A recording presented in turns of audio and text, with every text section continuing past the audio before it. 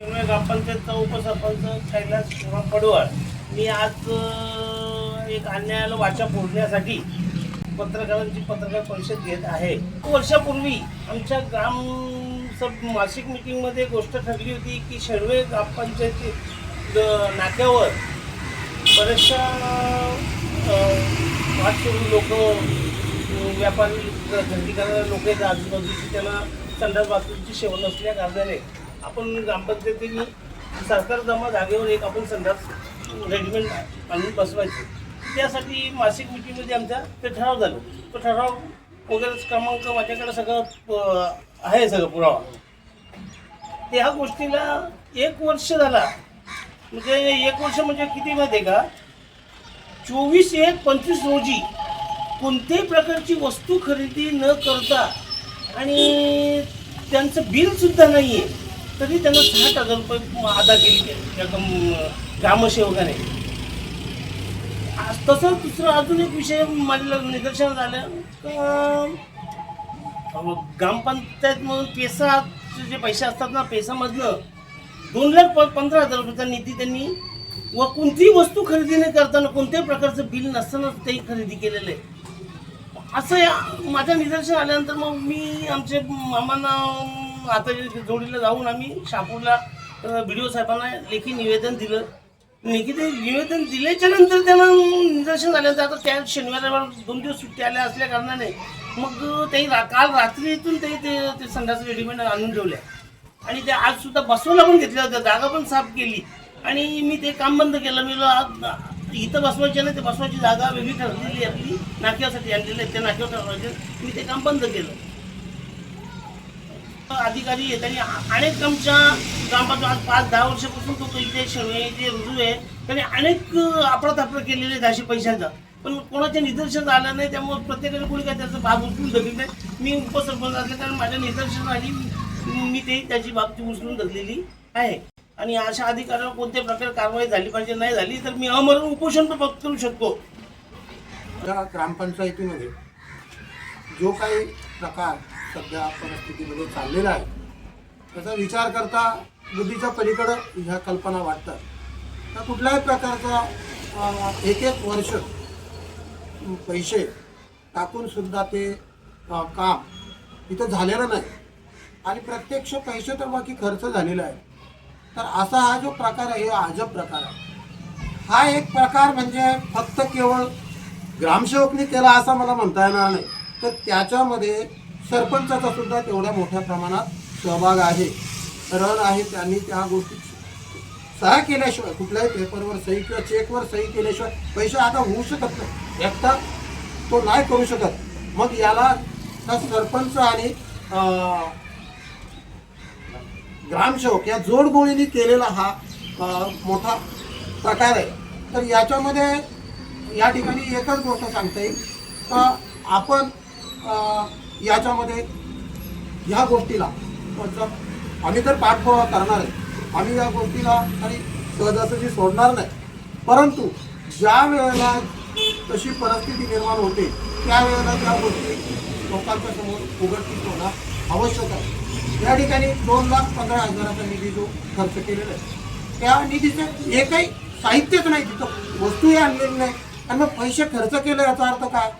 मग सरपंच आणि उपसरपंचाच्या सहीशिवाय ते पैसे जाऊ शकत नाही. मग याला हे दोन्ही लोक जबाबदार आहेत. दुसरी गोष्ट 60,000चं हे शौचालय ते आता आणून ठेवलं. याच्या अगोदर आता जवळजवळ 8-9 महिन्याचा कालावधी निघून गेला. आतापर्यंत का ती गोष्ट या ठिकाणी बसवली नाही ज्या ठिकाणी गरज आहे त्या ठिकाणी? मग आता रात्रीतून ती कशी आली? हा एक अजब प्रकार आहे. ह्या त्याच्यामध्ये ही एवढ्यापुरती मर्यादित गोष्ट नाही, अशा अनेक गोष्टी आहेत. ग्रामसेवकला बघा की गावाने ग्रामसभेमध्ये ठराव घेतला आणि ग्रामसभेमध्ये ठराव घेतल्यानंतर तो BDOच्याकडे पाठवला. मग त्या ग्रामसेवकची का बाबा ग्रामसभेचा ठराव आला? मग ग्रामसभेला जर एवढं महत्त्व आहे तर BDOनी त्या गोष्टीला महत्त्व द्यायला लागत होता. मग त्यांनी त्या ग्रामसेवकच्या बाबतीत चौकशी का केली नाही? तर तुझ्याबद्दल एवढं गावातल्या लोकांचं जर हे उद्रेक आहे तर मग त्याबाबत चौकशी करून त्याला या ठिकाणातून त्याची बदली करायला पाहिजे होती. पण तशी बदली नाही झाली. म्हणजे नेमकी काय अधिकारी सुद्धा या गोष्टीमध्ये सामील आहेत का? असा आम्हाला संशय येतो. पण जरी अधिकारी जरी सामील असले तरी आम्ही आमच्या पद्धतीने आमचा लढा चालू ठेवणार आहे. या लढ्याला पत्रकार बंधूंना मी विनंती करतो का तुम्ही आमच्या सोबत या लढ्यामध्ये आम्हाला साथ द्या, अशा प्रकारची मी विनंती करतो. आणि आमच्या गावाच्या वतीने या केलेल्या भ्रष्टाचाराला निश्चितपणे वाचा फुटाल अशा प्रकारची अपेक्षा ठेवतो. आणि या ठिकाणी माझं पंचायत सरपंच कैलासजी पडवळ यांच्या अनुषंगाने आज ग्रामपंचायत शेनवेचं भ्रष्ट असा कारभार जे उघडकीस केला, मी पहिले मनापासून त्यांचं आभार मानतो.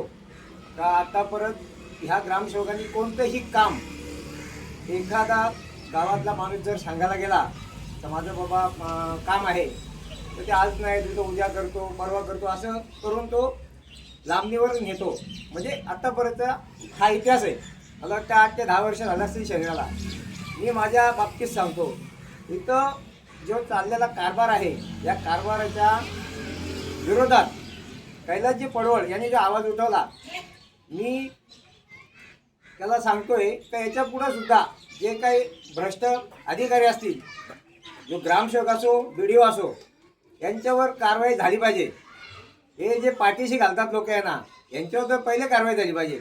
मी BDOना सांगतोय का 2 वर्षापासून एक सही शिक्क्याचा लेटर जे ग्रामपंचायतच्या मार्फत गेला जातो, म्हणजे सरपंचाला माहीत नाही तर माझी सही आहे, खोट्या सह्या शिक्का हे जर माझ्या विरोधात दिलं जातंय तर हे सुद्धा कुठेतरी थांबलं पाहिजे. हे चुकीचं काम आहे. या शौचालयाच्या बाबतीत सांगतो, व्यापारी असतील जे आपल्या नाक्यावर म्हणजे बाजार भरतो, लोकांना शौचालयाची कोणत्याही प्रकारची व्यवस्था नाही. आम्ही व्यापाऱ्यांनी सांगितलं का ग्रामस्थांनी सांगितलं, ग्रामसभेत ठराव झाला का नाक्यावर आपल्या एक शौचालयाची मागणी पाहिजे.